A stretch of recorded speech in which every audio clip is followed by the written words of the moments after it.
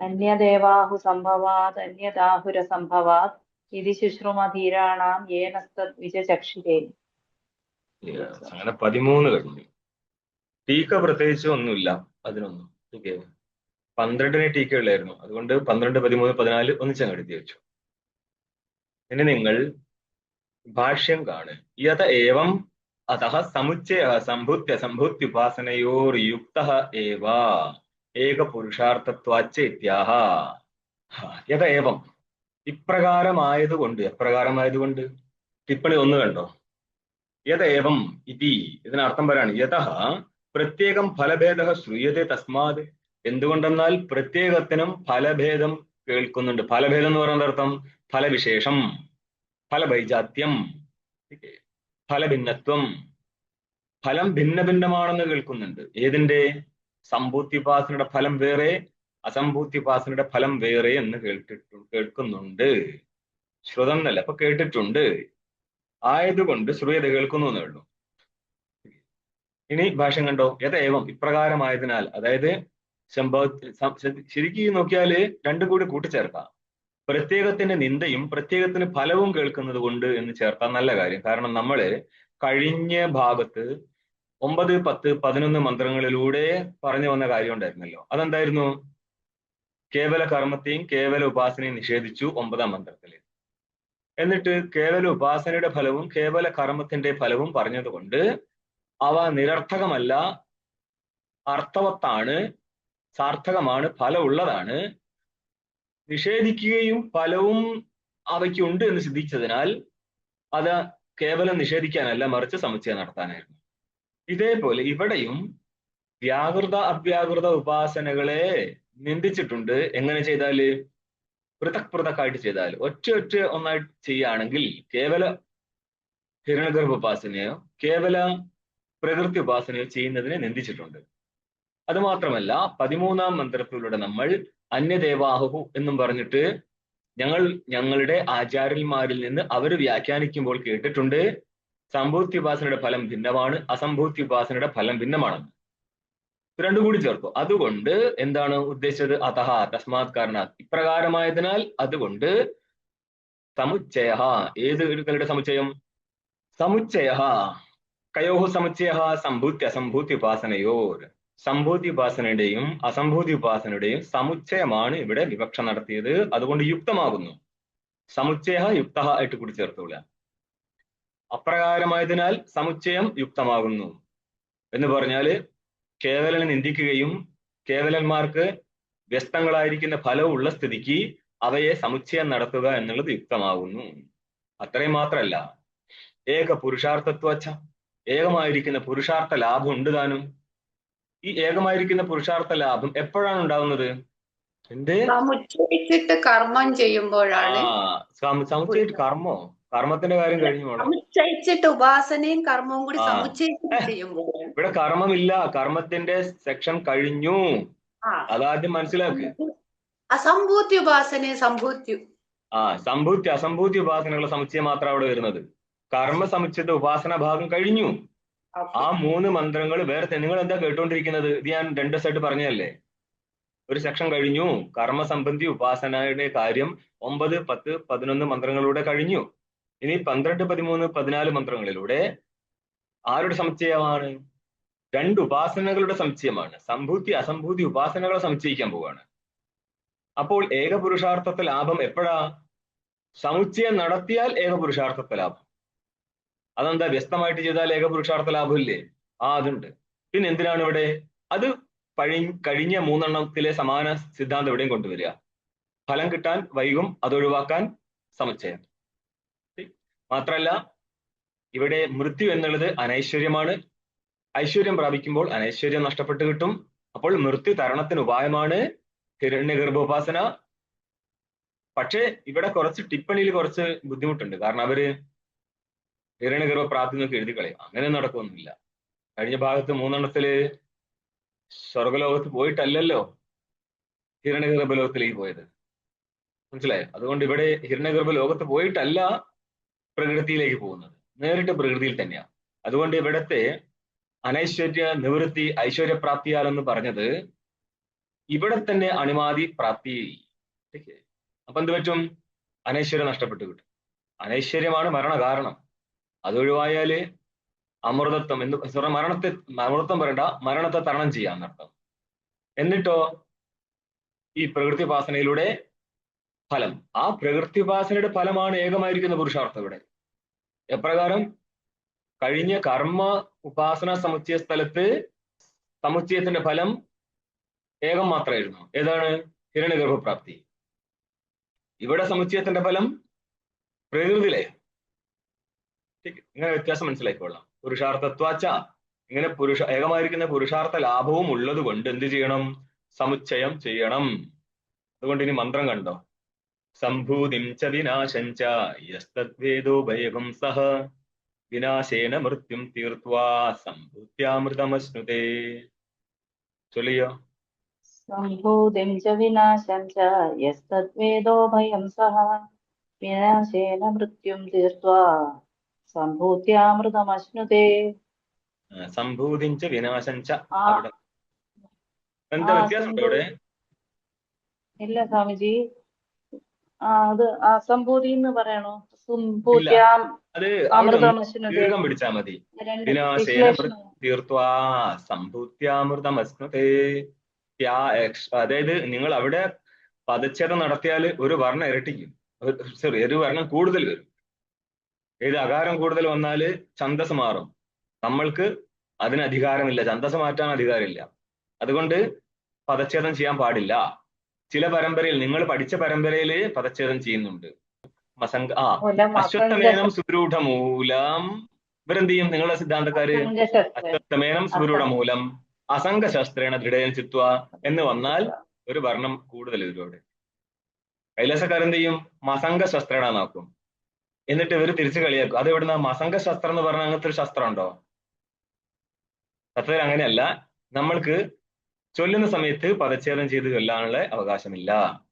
ശരി, അതുകൊണ്ട് ചൊല്ലുന്നേരം മസംഗശസ്ത്രേണ തന്നെ വരും. അത് പദച്ഛേദം നടത്തുന്നത് എപ്പോഴാ?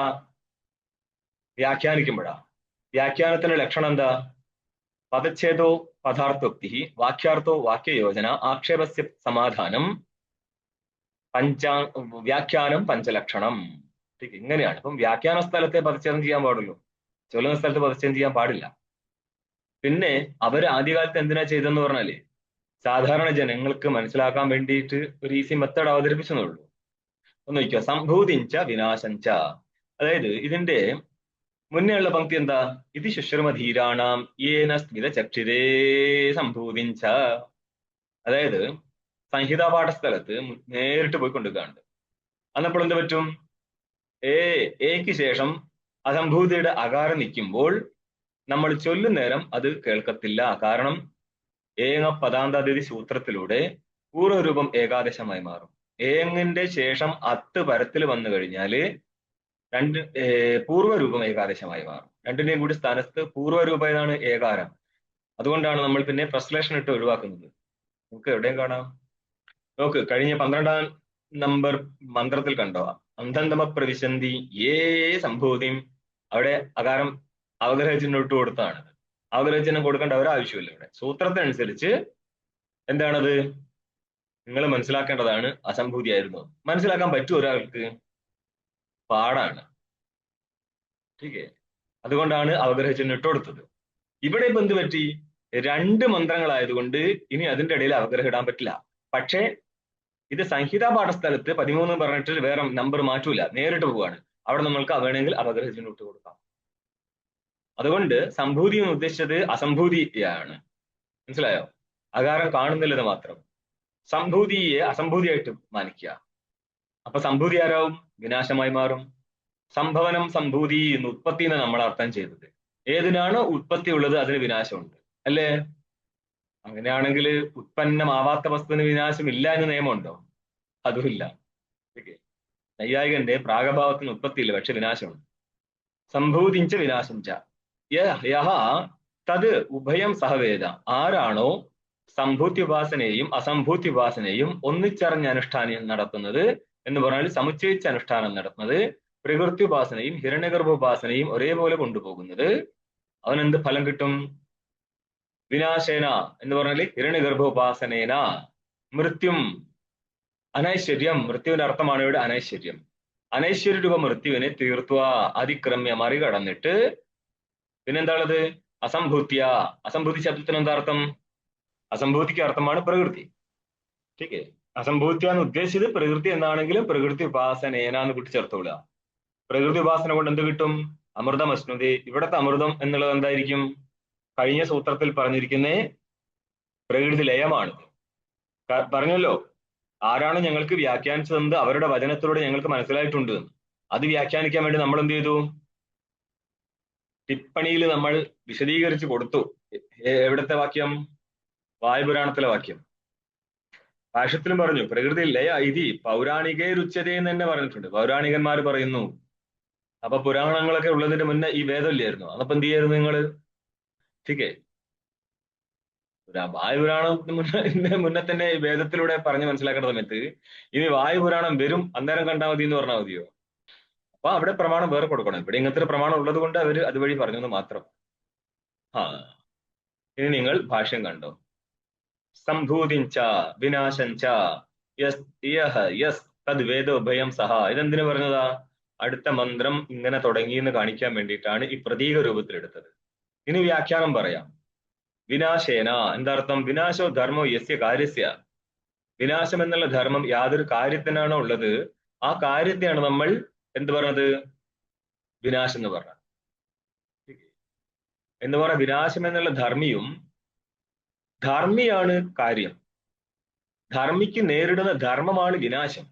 പക്ഷെ ധർമ്മശബ്ദം കൊണ്ട് ഇവിടെ ഇപ്പോൾ ധർമ്മിയെ ഗ്രഹിച്ചോളണം. അന്നപ്പോൾ വിനാശ ശബ്ദം കൊണ്ട് ആരെ ഗ്രഹിക്കും? വിനാശ എന്നുള്ളത് കൊണ്ട് മോളെ ധർമ്മമാണ്. ധർമ്മശബ്ദം കൊണ്ട് ധർമ്മിയെ ഗ്രഹിച്ചോളണം. ഇവിടെ ഏതാ ധർമ്മി? ഹിരണ്യഗർഭനാണ് ധർമ്മി. കാര്യമാണെന്ന് സാമാന്യമായിട്ട് പറയാം. നീ റിനേച്ച് തോറും ഞാനല്ലേ പറഞ്ഞത്, നിങ്ങൾ പറഞ്ഞത് ഹിരണ്യഗർഭ ഉപാസന എന്നാ. ഉപാസനയല്ല, ഹിരണ്യഗർഭനെയാണ് പറയുന്നത്. നമ്മൾ ഇതിന്റെ മുന്നേ സംഭൂതി അസംഭൂതികളെ പറഞ്ഞ സമയത്ത് സംഭവനം സംഭൂതി ഉത്പത്തി യസ്യ കാര്യസ്യ എന്ന് പറഞ്ഞത് ഓർമ്മയുണ്ടോ?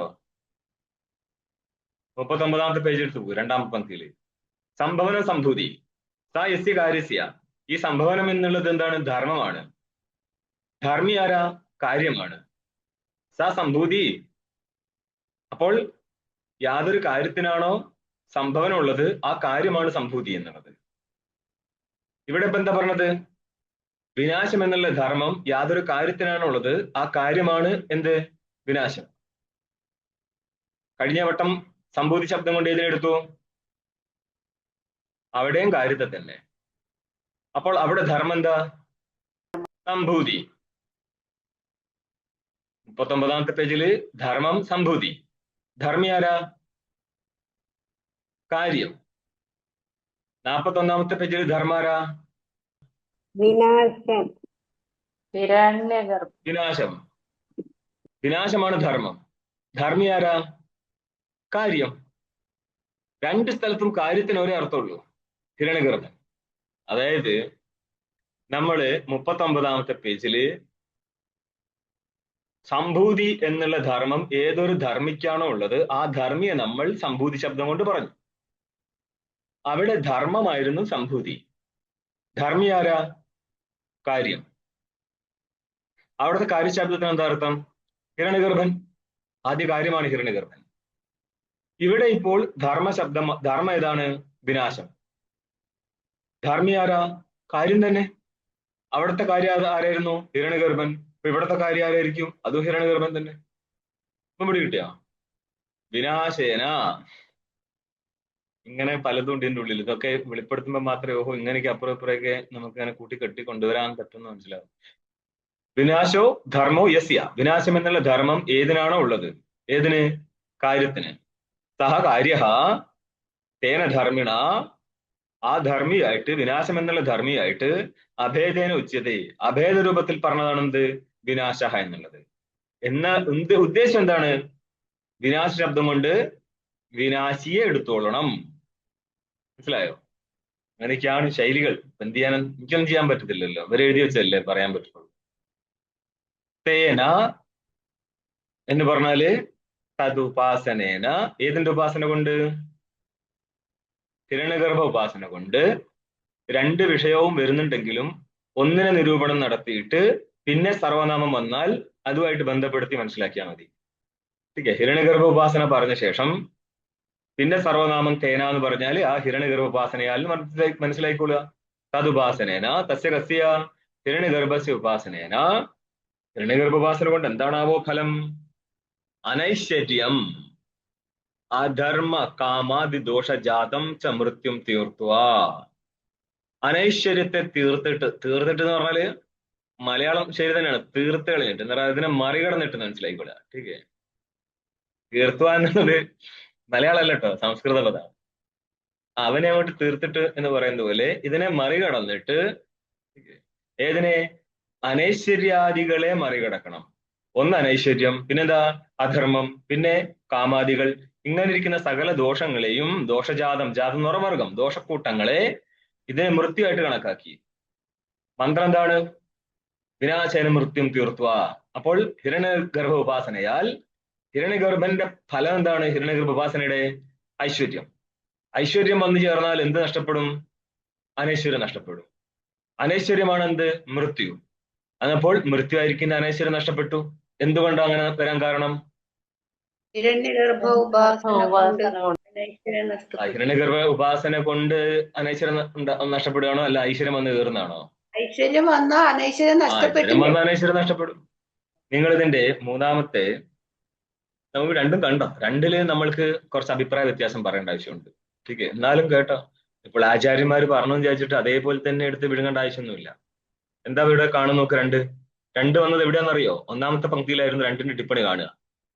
ഭാഷ്യത്തിൽ ഒന്നാം പങ്ക്തിയിൽ കാണുക ഏകപുരുഷാർത്ഥ എന്നാണ്. അതിനെക്കുറിച്ച് ടിപ്പണിക്കാരൻ എന്താ പറയുക നോക്ക്? ഏകപുരുഷാർത്ഥത്വാദിതി ബഹുകാലം ഐശ്വര്യ സുഖാനുഭവ പൂർവക ദുഃഖ അനുഭവ അഭാവരൂപ ഏകപുരുഷാർത്ഥ ഹേതുത്വാദിതിയാവത്. ഇതിന്റെ അർത്ഥം എന്താ? വളരെ കാലം ഐശ്വര്യ സുഖത്തെ അനുഭവിച്ചിട്ട് തത്പൂർവകം എന്ന് പറയുമ്പോൾ പെട്ടെന്ന് കരുതും ഹിരണ്യഗർഭ ലോകത്ത് പോയിട്ട് അതെല്ലാം അനുഭവിച്ചിട്ട്. അങ്ങനെയാണോ കഴിഞ്ഞ പ്രാവശ്യം നമ്മൾ അർത്ഥം ചെയ്തത്? കർമ്മത്തിന്റെ ഫലം അല്ലല്ലോ. ഏകപുരുഷാർത്ഥം എന്ന് പറഞ്ഞാൽ ഇങ്ങനെയാണ് പിടിച്ചന്വയിക്കുക. ഇങ്ങനെ പോയി കഴിഞ്ഞ് ഹിരണ്യഗർഭ ലോകത്ത് പോകുക പിന്നെ രണ്ട് പുരുഷാർത്ഥവും അനുഭവിക്കൂലേ? അതുകൊണ്ട് ഈ എഴുത്ത് കുറച്ച് ചതിയുണ്ട്. നമ്മൾ ഇതിനെ ഹാ എന്ന് പറയൂല, കാരണം പൂർവാപരങ്ങൾക്ക് വിരുദ്ധമായിട്ടാണ് ഇത് വന്നിരിക്കുന്നത്. അതുകൊട്ടെ, അതുകൊണ്ട് ടിപ്പണി 3 നോക്കി. അനൈശ്വര്യാദ്യേവ മരണഹേതുത്വാത്, മരണത്തിന് കാരണമേ അനൈശ്വര്യവുമാവാം. ടീക്ക്, അന്നം കിട്ടാത്തവൻ, അതായത് പണ്ട് ഒരു ഫോട്ടോ ഉണ്ടായിരുന്നു, അല്ലല്ലോ ഒരു ഫേമസ് ആയിരിക്കുന്നേ, കുട്ടി ചാവാൻ വേണ്ടി ഇങ്ങനെ നിൽക്കുന്നു, കുഞ്ഞു അതായത് എവിടെയാണിത്? ആഫ്രിക്കൻ കൺട്രിയിൽ നടന്നതാണിത്. സ്വന്തം കൈ തന്നെ കടിച്ചു തിന്ന കുഞ്ഞിന്. അതേപോലെ ഒരു കുഞ്ഞ് ചാവാൻ നിൽക്കുന്നവർ എൻ്റെ അടുത്തൊരു വൾച്ചർ നിന്നൊരു ഫോട്ടോ ഉണ്ടായിരുന്നു. അതെടുത്തവനെതിരെ വലിയ പ്രശ്നമൊക്കെ ഉണ്ടായിരുന്നു. കുറെ കാലം മുന്നേ ഉള്ള പ്രശ്നം അതൊക്കെ. അതാണ് നമ്മൾ പറയുന്നത്, ഈ ദാരിദ്ര്യം, ഫാസ്റ്റിംഗ്, ദാരിദ്ര്യം ഇതൊരു അന്ധകരണ ശുദ്ധിക്ക് കാരണമായിരുന്നെങ്കിൽ ഏറ്റവും കൂടുതൽ അന്ധകരണ ശുദ്ധമാവേണ്ട എത്തിയോപ്യക്കാർക്കായിരുന്നു. തത്ത് എന്ന് പറയുമ്പോഴേക്കും അവർ തിരിച്ചു പറയും തോമസീന്ന്. ആ അന്ധകരണം ഇങ്ങനെ പുകഞ്ഞു നിൽക്കല്ലേ. അതുകൊണ്ട് ഇതൊന്നും അന്ധകരണ ശുദ്ധിക്ക് കാരണമല്ല മക്കളെ.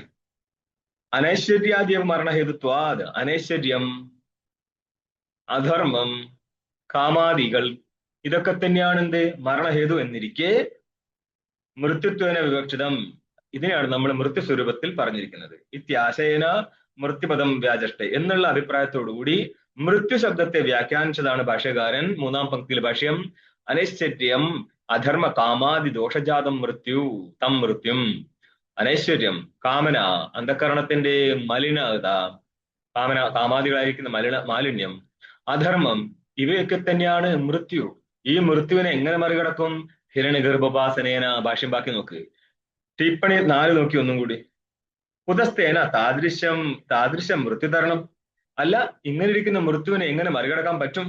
തത്രാഹ ഹിരണ്യഗർഭ ഇത്യാദി. ഇതിന് ഉത്തരം പറഞ്ഞതാണ് ഭാഷ്യകാരൻ.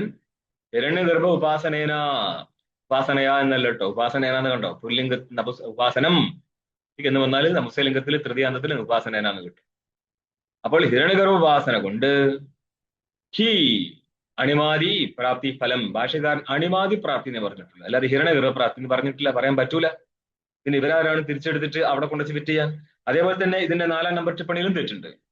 ഒന്നും കൂടി മുന്നോട്ട് നോക്ക്. യഥാ ക്രതുരസ്മിൻ ലോകേ പുരുഷ ഭവതി തഥ ഇത പ്രേത്യ ഭവതി ഇതി. ചാന്തോക്യമാണെന്ന് തോന്നുന്നു. യഥാ ക്രതു എന്ന് പറഞ്ഞ സങ്കല്പം. അസ്മിൻ ലോകേ യഥാ ക്രതു പുരുഷ ഭവതി. ഈ ലോകത്ത് എങ്ങനെയാണ് പുരുഷന്റെ സങ്കല്പമുള്ളത് എന്ന് പറഞ്ഞാൽ അവൻ കർമ്മം ചെയ്യുന്ന സമയത്തുള്ള ഫലത്തിന് വേണ്ടിയുള്ള സങ്കല്പമാണത്. തഥാ അപ്രകാരം തന്നെ ഇതഹ പ്രേത്യ, ഇവിടുന്ന് മരിച്ചു കഴിഞ്ഞാൽ അവന് താദൃശ ഫലം കിട്ടും. ഈ പങ്ക്തിയും പ്രശ്നക്കാരനാണ്. കാരണം ഈ ഫലം ഇങ്ങനെ എഴുതി കളഞ്ഞാൽ ഹിരണ്യഗർഭ ലോകത്ത് പോകേണ്ടി വരും. അങ്ങനെയാണെങ്കിൽ ഏകപുരുഷാർത്ഥത്തെ ലാഭം എങ്ങനെ എഴുതും ഭാഷ്യകാരൻ? എന്താലോചിച്ചിട്ടാണ് ടിപ്പണിക്കാരൻ ഇങ്ങനെ എഴുതി വെച്ചത്? അങ്ങനല്ല. ഭാഷ്യകാരൻ എന്താ പറഞ്ഞത്? ഹിരണ്യഗർഭ ഉപാസനേന അണിമാതിപ്രാപ്തി എന്ന് പറഞ്ഞിട്ടുള്ളൂ. അല്ലാതെ യഥാ ഇതപ്രയത്യ ഭവതി എന്നുള്ള പങ്ക്തി ഒന്നും കൊണ്ടുവന്നിട്ട് ഹിരണ്യഗർഭനിൽ എത്തിച്ചേരാന്നുള്ള പങ്ക്തി അന്വേഷിച്ചിട്ടേ ഇല്ല. അതുകൊണ്ട് രണ്ട് സ്ഥലത്ത് നമ്മൾക്ക് ഈ ടിപ്പണിയായിട്ട് വിരോധം പറയേണ്ട ആവശ്യമുണ്ട്. അപ്പോൾ അണിമാതി പ്രാപ്തി ഫലം, ഏതിന്റെ ഫലമാണ് അണിമാതി ഐശ്വര്യപ്രാപ്തി? ഹിരണ്യഗർഭ ഉപാസനയുടെ ഫലം. അണിമ ബാക്കി പറഞ്ഞ ഏതൊക്കെയാ? അണിമ ലക്കിമ ഗരിമ പ്രാപ്തി പ്രാഗാമ്യം ഈശിത്വം വശ്യത്വം തഥാ കാമാവസായിത. ഇങ്ങനെയാണ് 8 എണ്ണം വരുന്നത്. അണിമാതി അഷ്ടൈശ്വര്യ പ്രാപ്തിയാണ്. അണിമ ലക്കിമ ഗരിമ പ്രാപ്തി പ്രാഗാമ്യം ഈശിത്വം വശ്യത്വം തഥാ കാമാവസായിത എന്ന് പറഞ്ഞാലേ ആർക്കെങ്കിലും തന്റെ മൊത്തം സിദ്ധി ഉണ്ടാവട്ടെ എന്ന് ആഗ്രഹിച്ചാൽ പോലും അന്യനും അത്തരം സിദ്ധി ഉണ്ടാവും. അല്ല ഇത്രയും കൽപ്പിക്കുന്നവരെ അതും കൽപ്പിക്കുന്നതിനെ കൊണ്ട് ബുദ്ധിമുട്ടൊന്നുമില്ലല്ലോ. നമുക്കറിയത്തില്ലല്ലോ ഉണ്ടോ ഇല്ലയോ എന്നുള്ളത്. ഇത് വെച്ചിട്ട് പല ആശ്രമ സന്യാസിമാര്, കാരണം കുറെ എണ്ണം ഏതിന്റെ പേരിലാണ് നിൽക്കുന്നത്? ഗുരുജ്ഞാനിയാണ്. ഗുരു ജ്ഞാനിയോ സിദ്ധനോ എന്നുള്ള ഭേദം ഇവർക്ക് തിരിച്ചറിയത്തില്ലല്ലോ. ഇതിനെന്താ പ്രത്യേകിച്ച് മീറ്റർ ഉണ്ടാക്കിയിട്ടുണ്ടോ ജ്ഞാനിയും സിദ്ധനും തിരിച്ചറിയാൻ? ടീക്കെ. അന്നപ്പോൾ സിദ്ധി കാണിച്ച് നടക്കണം. അപ്പൊ എന്ത് ചെയ്യും? ഗുരു സിദ്ധനാണ്, സിദ്ധിച്ചിയാണ്, അതുകൊണ്ട് ജ്ഞാനം അതേപോലെ തന്നെ. അപ്പോൾ ഇവരെന്ത് ചെയ്യുന്നോ? എങ്ങനെയെങ്കിലും നിങ്ങളുടെ നക്ഷത്രം മനസ്സിലാക്കും. ഈ 4 നക്ഷത്രം കൂട്ടി യോജിപ്പിച്ചു കഴിഞ്ഞാൽ ഒരാളുടെ സുഖമായിട്ട് ഫലം പറയാം. എന്ന് പറഞ്ഞാൽ ഒരേ നക്ഷത്രക്കാരുടെ, കാരണം ഇവർക്ക് നാട്ടിലൂടെ തണ്ടിയെടുക്കലാണല്ലോ പണി.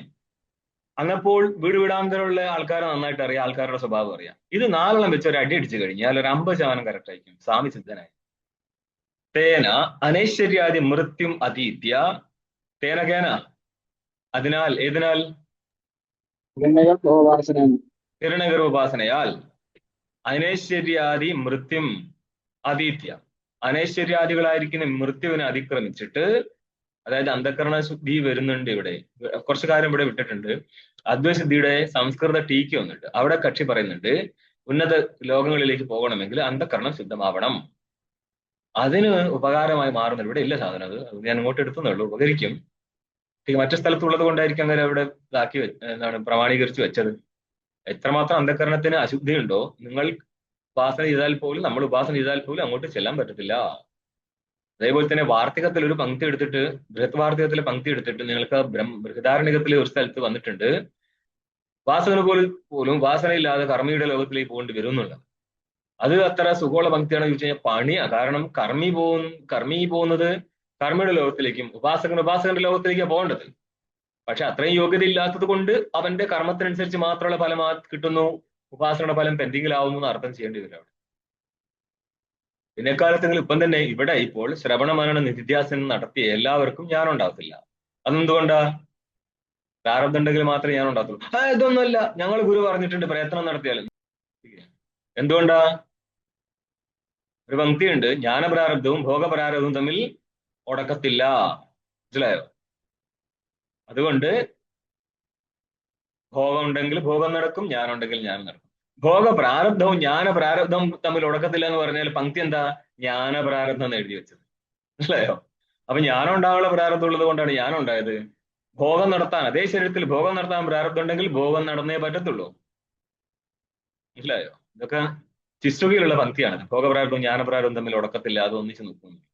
അപ്പൊ അവിടെ പ്രാരബ്ധ ശബ്ദമായിട്ടാണ് കൂട്ടിക്കെട്ടിയത്. മനസ്സിലായോ? പ്രാരബ്ധത്തിലുണ്ടെങ്കിലേ പറ്റത്തുള്ളൂ. ചിലർ പറയത്തില്ലേ, അങ്ങ് പ്രയത്നം നടത്തൂ, തിരിച്ചു ചോദിക്കട്ടെ, നിങ്ങൾ എന്തുകൊണ്ട് ജ്ഞാനിയായിട്ടില്ല? ഞാൻ ജ്ഞാനിയല്ലേ? നിങ്ങൾ കഴിഞ്ഞ ജന്മത്തിൽ എന്തുകൊണ്ട് ജ്ഞാനിയായിട്ടില്ല? അന്ന് ഞാൻ പ്രയത്നിച്ചിട്ടില്ല, താൻ ഇപ്പുറം പ്രയത്നിച്ചിട്ടില്ലല്ലോ, അതിനെന്താ എനിക്ക് ജ്ഞാനം ഉണ്ടാവില്ലേ? എടാ മണ്ട, ശാസ്ത്രത്തിൽ പ്രവർത്തിച്ചിട്ടില്ലെങ്കിൽ ഒരിക്കലും ഞാൻ ഉണ്ടാകത്തില്ല. ശാസ്ത്രമാണ് പ്രമാണം. അതുകൊണ്ടാണ് പറയുന്നത് നീ ജ്ഞാനിയല്ല എന്നുള്ളത്. അപ്പൊ നിനക്ക് അറ്റ്ലീസ്റ്റ് ഇങ്ങനെ മാനിക്കേണ്ടി വരും, ഞാൻ കഴിഞ്ഞ ജന്മം പഠിച്ചിട്ടുണ്ടായിരുന്നു. അപ്പൊ കഴിഞ്ഞ ജന്മം താൻ എന്തുകൊണ്ട് ജ്ഞാനിയായിട്ടില്ല? പ്രാരബ്ധം ഇല്ലായിരുന്നു, അതുകൊണ്ടല്ലേ പറഞ്ഞ പ്രാരബ്ധാധിഷ്ഠിതമായിട്ട് ജ്ഞാനം ഉണ്ടാവുന്നുള്ളത്. ഇവിടെ കിട്ടിയോ? തേന അനൈശ്വര്യാദി മൃത്യും അതീത്യ ആ ഹിരണ്യഗർഭ ഉപാസന കൊണ്ട് അനൈശ്വര്യാദികളായിരിക്കുന്ന മൃത്യുവിനെ അതിക്രമിച്ചിട്ട് എന്നിട്ട് എന്ത് ചെയ്യണം? അസംഭൂത്യ എന്നൊരു അസംഭൂതി ഉപാസന കൊണ്ട് വിശദീകരണം കൊടുക്കുകയാണ്. അവ്യാകൃത ഉപാസനയെ. അവ്യാകൃത ആരാ? പ്രകൃതി മായ. ഇതിനെ പ്രധാനം എന്ന് വിളിക്കാൻ പാടുണ്ടോ? ഇവിടെ പ്രശ്നം എന്താ പറഞ്ഞാൽ പ്രധാനം എന്ന് വിളിച്ചാൽ നേരിട്ട് സാങ്ക്യ സിദ്ധാന്തത്തിലെ സ്വതന്ത്രമായിരിക്കുന്ന അസ്തിത്വത്തോട് കൂട്ടിയിരിക്കുന്ന ജഗതുപാദാനത്തെ പിടിക്കുക. ഇവിടെ മായ എന്ന് പറഞ്ഞാൽ ആ പ്രധാനമല്ല. ഓക്കേ, അവര് പ്രകൃതി എന്നൊക്കെ പറയും, പക്ഷെ രണ്ടിന് രണ്ട് സ്വഭാവമാണ്. അത് സ്വതന്ത്രമാണ്, ഇത് പരതന്ത്രയാണ്. അതിന് മാത്രമല്ല പരിണമിച്ചും കൊണ്ടത് നിത്യമാണ്. ഇത് അതായത് ചേതനൻ കൂടസ്ഥ നിത്യനും പ്രകൃതിയായിരിക്കുന്ന പ്രധാനം പരിണാമി നിത്യയുമാണ് സാങ്ക്യയോഗ സിദ്ധാന്തത്തിനനുസരിച്ച്. പക്ഷെ ഇവിടെ പ്രകൃതി പരിണാമിയാണ്, നിത്യമല്ല. അനാദിയാണോ? മായ അനാദിയാണോ? അനാദിയാണ്. അതെങ്ങനെ സിദ്ധിക്കാൻ പറ്റും മായ അനാദിയാണെന്നുള്ളത്? അതായത് നമ്മളിപ്പോൾ ഓളാം നരസിംഹപൂർ സ്വാമിയുടെ വാദം ഖണ്ഡിക്കുകയാണ്. എങ്ങനെ? സുഷുപ്തിയിൽ അവിദ്യയുണ്ട്. എന്തുകൊണ്ടാ? അവിദ്യ സുഷുപ്തിയിൽ നഷ്ടപ്പെട്ടു പോയി കഴിഞ്ഞാൽ അവിദ്യ അനാദി ആവത്തില്ലായിരുന്നു. അപ്പൊ അവര് ചോദിക്കും അവിദ്യ അനാദിയാണെന്ന് നിങ്ങൾക്കത് നിർബന്ധം? അന്നേരമാണ് നമ്മൾ ഈ ശ്രുതി, ഇത് പ്രത്യേക ശ്രുതിയാ, ഇതിനെ ആർത്തികമായിട്ട് എടുക്കുമ്പോഴാണ് അവരുടെ സിദ്ധാന്തം കട്ടാവത്തുള്ളൂ. നിങ്ങൾക്ക് നേരിട്ട് പങ്ക്തി കിട്ടൂല. നേരിട്ട് പങ്ക്തി കിട്ടാത്തത് കൊണ്ട് പഠിപ്പിക്കുന്നവരോ ആൾക്കാരുടെ തലയിൽ സാധനം കയറത്തില്ല, ഇതിന് ഇങ്ങനെ ഒരു റൂട്ട് ഉണ്ട് എന്നുള്ളത്. മനസ്സിലായോ? അതുകൊണ്ടാണ് ഞാൻ അതിൽ ഒന്നും കൂടി സ്ട്രെസ് ചെയ്ത് നോക്കിക്കോ ഇതെങ്ങനെ പോകും എന്നുള്ളത്. ഇത് അന്വയിക്കുന്ന സമയത്ത് ആദ്യം സംഭൂതിയെ പറഞ്ഞു. സംഭൂതി എന്ന് പറഞ്ഞാൽ കാര്യമാണ്. കാര്യമല്ലാത്ത വസ്തു ഏതായിരിക്കും? അസംഭൂതി. കാര്യത്തിന് ഉത്പത്തി ഉണ്ട്. സംഭവനം സംഭൂതി എന്നാ പറഞ്ഞത്. സംഭവനം എന്ന് പറഞ്ഞാൽ ഉത്പത്തി ഇല്ല. അതിൽ നിന്ന് ഭിന്നെന്ന് പറഞ്ഞ അർത്ഥം കിട്ടും. ഉത്പത്തി ഏതിനാണോ ഉള്ളത് അത് സംഭൂതിയും, അതിൽ നിന്ന് ഭിന്നെന്ന് പറഞ്ഞാൽ ഏതിനാണോ ഉത്പത്തി ഇല്ലാത്തത് അതാണ് അസംഭൂതി ആവുക. അങ്ങനെയാണെങ്കിൽ അസംഭൂതി ആയിരിക്കുന്ന മായക്ക് ഉത്പത്തി ഇല്ല, അനാദിയാണെന്ന് അർത്ഥം കിട്ടും. ഇപ്പം പിടി കിട്ടിയോ?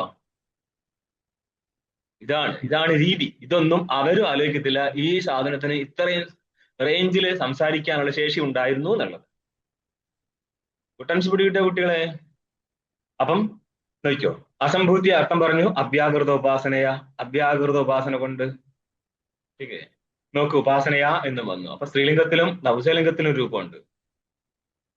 ഉപാസനേന എന്ന് കിട്ടിയിട്ടുണ്ട്, ഉപാസനയാ എന്ന് സ്ത്രീലിംഗത്തിലാണ് വന്നത്. ठीक है, ഉപാസനയാ അവ്യാകൃത ഉപാസനയാ എന്ത് കിട്ടും? അമൃതം. ഇവിടുത്തെ അമൃത സ്വരൂപം എന്താ? പ്രകൃതിയിലെ ലക്ഷണം. പ്രകൃതി ലയം എന്നുള്ളതാണ് ഇവിടുത്തെ അമൃതത്വം. അങ്ങനെ ഇരിക്കുന്ന പ്രകൃതി ലയ പ്രാപ്തി, അസ്മൃതി എന്ന് പറഞ്ഞാല് പ്രാപ്നോതി, അമൃതത്വത്തെ പ്രാപിക്കുന്നു പറഞ്ഞാൽ പ്രകൃതി ലയം എന്നുള്ള ഫലത്തെ പ്രാപിക്കുന്നു. എന്ത് ചെയ്താലാ? അസംഭൂതി ബാധന ചെയ്താൽ. എവിടുന്ന് മനസ്സിലായി? സംഭൂതിഞ്ച വിനാശിഞ്ച ഇത്യത്ര. സോറി, അത് കഴിഞ്ഞു. ഇതാ ഈ എന്താണ് സമുച്ചയ വിധാനം നടത്തിയിട്ട് പറയാണ് ഏകമായിരിക്കുന്ന പുരുഷാർത്ഥം കിട്ടും. ആ ഏകമായിരിക്കുന്ന പുരുഷാർത്ഥം എന്നുള്ളത് ഇവിടെ ഇപ്പോൾ പ്രകൃതി ലയമാണ്. ഈ ഒരു പ്രകൃതി ലയത്തെ കുറിച്ച് ഇനി നിങ്ങൾ ഒരിക്കലും 10 ഉപനിഷത്തിലോ ബാക്കിയുള്ള 9 എണ്ണത്തിലും കേൾക്കൂല. എന്തുകൊണ്ടാ? ഭോഗഭൂമിയെ മാത്രമേ നമ്മൾ ലോകമായിട്ട് പറയത്തുള്ളൂ. ലോക്യതയെ ഭുജ്യത, ലോക്ടർ ധാതുവാണ്. അപ്പൊ ലോക്ടർ ധാതുവിൽ നിന്ന് ഉണ്ടായ രൂപമാണ് ലോക. അപ്പൊ ലോകമാണെങ്കിൽ അവിടെ ഭോഗം വേണം. ഭോഗമില്ലാത്ത സ്ഥലത്ത് ലോകം എന്ന് വിളിക്കത്തില്ല.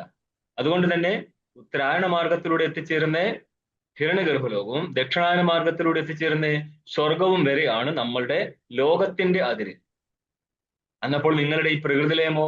പ്രകൃതിയിൽ ലയിച്ചിരിക്കുക എന്നുള്ളത് അങ്ങനത്തെ ഒരു പ്രത്യേക ഉപാദാന കാരണം, ജഗതുപാദാനമായിരിക്കുന്ന മായയിൽ ലയിച്ചിരിക്കുന്നതാണത്.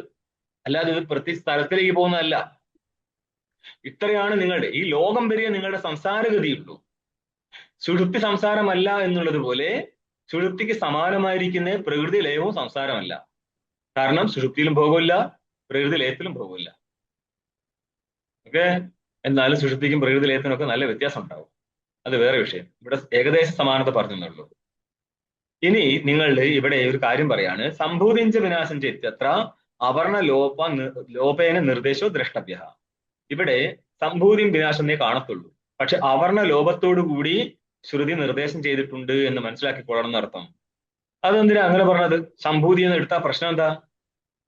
അതിന് കാരണം പറയാണ് പ്രകൃതി ലയ ഫലശ്രുതി അനുരോധാത്. പ്രകൃതി ലയമല്ലേ പറയുന്നത്, അസംഭൂത്യ അമൃതമശ്നുതേ എന്ന് പറഞ്ഞില്ലേ. അപ്പം അമൃതസ്വരൂപമായിരിക്കുന്ന പ്രകൃതി ലയത്തെ പ്രാപിക്കണമെങ്കിൽ പ്രകൃതി ഉപാസന നടത്തണം. അവിടെയാണ് നമ്മൾക്ക് യഥാകൃതരസ്മിൻ ലോകേ പുരുഷോ ഭവതി നിർണ്ണയിക്കാൻ പറ്റുക. ഈ ലോകത്തിൽ ഏതായിരുന്നുവോ നിന്റെ വിചാരം, നിന്റെ കർമ്മം, നിന്റെ ഉപാസന, അതിനനുസരിച്ച് അടുത്ത ഫലം വരും. സ്വർഗരൂപത്തിലോ നരകരൂപത്തിലോ ഗർഭലോക രൂപത്തിലോ വരും. അന്നപ്പോൾ അതായത് എല്ലാ സ്ഥലത്തും ഉപാസനയും ഫലവും സമാനമായിട്ട് കാണാം, സാമാന്യമാണത്. അപ്പോൾ പ്രകൃതി ഉപാസനയാണെങ്കിൽ പ്രകൃതി ലയാന്തം. അങ്ങനെയാണെങ്കിൽ ഇവിടെ ഹിരണ്യഗർഭോപാസന ഉണ്ടായിരുന്നല്ലോ, ആയിക്കോട്ടെ. അങ്ങനെയാണെങ്കിൽ ഹിരണ്യഗർഭലോകം എന്തുകൊണ്ടാ പോകാത്തത്? ഇവിടെ വിധാനം നോക്ക് എന്താ ചെയ്തിരിക്കുന്നത്. ഏകവിധാനം അതിന്റെ രീതിക്കനുസരിച്ച് മൂന്ന് മന്ത്രങ്ങളുടെ വ്യാഖ്യാനത്തിനനുസരിച്ച് നിഷേധിക്കുകയും പ്രത്യേക ഫലം ചെയ്തിരിക്കുകയും ചെയ്തതുകൊണ്ട്, പ്രത്യേക ഫലം പറഞ്ഞിരിക്കുകയും ചെയ്തതുകൊണ്ട് സമുച്ചയമാണ് ഉദ്ദേശിച്ചത്. സമുച്ചയത്തിൽ പോലും ഏകമായിരിക്കുന്ന ഫലമാണ് കിട്ടുക. ശരി, അല്ലാതെ രണ്ട് ഫലത്തിന് വേണ്ടി അല്ല ഇവിടെ ഇപ്പോൾ സമുച്ചയം. ഏകപുരുഷാർത്ഥ പ്രാപ്തിക്കാണ്. പിന്നെ ഇതിൽ രണ്ടെണ്ണം കൂടി ചെയ്തത്. അപ്പൊ നമ്മൾ പറഞ്ഞിട്ടുണ്ട് ആദ്യത്തേതില്, അതായത് കർമ്മസഹിത ഉപാസനാ സ്ഥലത്ത് പല രീതിയിൽ സംസാരിച്ചിട്ടുണ്ട് അത്. അതായത് ഒന്ന് വേഗം ഫലം കിട്ടാൻ. അതിന് മുന്നെന്താ പറഞ്ഞത്? ആഗ്രഹമില്ലാതെ ആ കർമ്മസഹിത ഉപാസന ചെയ്താല് ജ്ഞാനത്തിന് കാരണമാവും എന്ന് പറഞ്ഞിട്ടുണ്ട്. ഇത് ഉദ്ദേശിച്ചിട്ടാണ് സമുച്ചയം കൊണ്ടുവന്നത് എന്നൊരർത്ഥം കൂടി ഉണ്ടെന്ന് പറഞ്ഞിരുന്നു. അതുകൊണ്ട് ടിപ്പണിയിലൂടെ പോകുമ്പോൾ അതിഗഹനമായി പോകുന്നുണ്ട് ആ വിഷയം. നമ്മൾ ചർച്ച ചെയ്തതാണ് 2 ദിവസം മുന്നത്തെ ക്ലാസ്സിൽ നോക്കിയാൽ മതി. അപ്പൊ പ്രകൃതി ലയാന്തം വരെയുള്ള പ്രകൃതി ലയ ഫലശ്രുതി അനുരോധാത്, പ്രകൃതി ലയമായിരിക്കുന്ന ഫലം പറയുന്നുണ്ട്. ആ ശ്രുതിക്കനുസരിച്ച് നോക്കിയാൽ ഇവിടെ ഇപ്പോൾ അസംഭൂതിം ച വിനാശന്ത എന്നാണ് വേണ്ടത്. വിനാശം എന്നുള്ളത് ഹിരണ്യഗർഭനാണ്. വിനാശം ഏതിനാണുള്ളത്? അതാണ് വിനാശം. അതിന്റെ ഫലം അല്ല എന്ത്? പ്രകൃതി ലയാന്തം. അപ്പൊ പ്രകൃതി ലയാന്തം ഫലം കിട്ടണമെങ്കിൽ അസംഭൂതി ഉപാസന വേണം. അതുകൊണ്ട് അവർണ ലോപത്തോടുകൂടി സംഭൂതി എന്ന് പറഞ്ഞതേ ഉള്ളൂ. അത് ഒരു നിയമം. ഇതിന്റെ നിങ്ങൾക്ക് ടിപ്പണി 5 കാണും. സംഭൂതിഞ്ച വിനാശിച്ച ഇത്യത്ര അവർണ ലോപേന നിർദ്ദേശ ഇതി അകാര ലോപശ്ചാന്തസ ഇതി ഭാവ. ഇവിടെ ഇപ്പോൾ കൂടുതൽ ഡീറ്റെയിൽ ഒന്നുമില്ല, അത് ചാന്തസമാണെന്ന്. ഛന്ദസി ഭവൻ ചാന്തസം, അതായത് ശ്രൗതമാണെന്ന്. അവിടെ നമുക്കൊന്നും ചോദ്യം ചെയ്യാൻ പറ്റത്തില്ല. ഋഷിമാർക്ക് അവരുടെ ഇഷ്ടത്തിനനുസരിച്ച് ചെയ്യാം. പല സ്ഥലത്തും ഈ പാണിനീയ വ്യാകരണത്തെ തെറ്റിക്കുകയൊക്കെ ചെയ്യുന്നുണ്ട്. കാരണം പാണിനീയ വ്യാകരണം പോലെ തന്നെ കാതന്ത്ര വ്യാകരണമുണ്ട്, ചാന്ദ്ര വ്യാകരണമുണ്ട്, ഇഷ്ടം പോലെ വ്യാകരണമില്ല. അതിനനുസരിച്ചും വരാം ഇവിടെ. പക്ഷേ ഇവിടെ വേറെ രീതിയിൽ നോക്കി കാണാം എന്ന് പറഞ്ഞാല്, നോക്കി ടീക്ക തന്നെ നോക്ക്. പൂർവമന്ത്രേണ സാകം അസ്യ മന്ത്രസ്യ സംഹിതാ പാഠേ, 13ാം മന്ത്രവുമായിട്ട് 14ാം മന്ത്രത്തിന് നമ്മൾ സംഹിതാ പാഠം ചെയ്ത് കഴിഞ്ഞാൽ എന്ത് പറ്റും? ഏങ്ങ പദാന്താദതി ഇതി സൂത്ര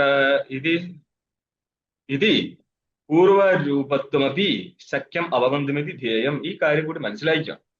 ഏങ്ങ പദാന്താദതി. ഏങ്, ഇതെന്താ ഏങ്? ഏങ് എന്താണെന്നറിയോ? എവിടെയെങ്കിലും ഏങ്ങനെ കണ്ടിട്ടുണ്ടോ? ഇതാണ് പാണിനീയ സൂത്രത്തിന്റെ മൂലഭൂതമായിരിക്കുന്ന മാഹേശ്വര സൂത്രത്തിന്റെ ഭാഗമാണ്. ആ ഇ ഉൺ ഋക് എ ഓങ് എ ഓങ് എ ഓ വരെയുള്ളൂ. നഗാരം ഇത്താണ്, ഇത് ലോപിച്ചു പോകും. എ ഓങ് ഐ ഔച്ച് ഹൈവരട്ട് ലൺ എന്നും പറഞ്ഞ് 14 സൂത്രങ്ങളുണ്ട്. അതിന്റെ പിറകിൽ ഒരു കഥയുണ്ട്. ഈ പാണിനിയും സനകാദികൾ പാണിനി പഠിക്കാൻ പോയ സമയത്ത് പാണിനിക്ക് ഒരു കാര്യം മനസ്സിലാവത്തില്ലായിരുന്നു. അങ്ങനെ ദുഃഖിതനായി പാണിനി തിരിച്ചു നടക്കുമ്പോൾ പാണിനി ഒരു സ്ഥലത്ത് ഇങ്ങനെ വെള്ളം, കിണറിന്റെ സൈഡില് കല്ലിന്റെ ഇങ്ങനെ അവിടെ ഘടം വെച്ച് തേയ്മാനം സംഭവിച്ചിട്ട് കുഴിയായിട്ടുണ്ട്. അപ്പോൾ പാണിനിക്ക് മനസ്സിലാവാണ്, കുറെ കാലം ശ്രമിച്ചാൽ കല്ലിനെ ഇങ്ങനെ ആക്കാൻ പറ്റുമെങ്കിൽ മണ്ടനായിരിക്കുന്ന ഞാനും വിജ്ഞാനിയാവുന്നുള്ള ഉറപ്പിൽ അങ്ങേര് തപസ്സനുഷ്ഠിക്കാൻ പോകുന്നതാണ്. പോയി എത്തിയത് എവിടെയാണ്? സനകാദികൾ തപസ്സനുഷ്ഠിക്കുന്നതിന്റെ ഇടയിൽ. അതപ്പം ഇവിടെ ഇരുന്ന് അങ്ങോട്ട് ചെയ്തേക്കാൻ ചോദിച്ചു.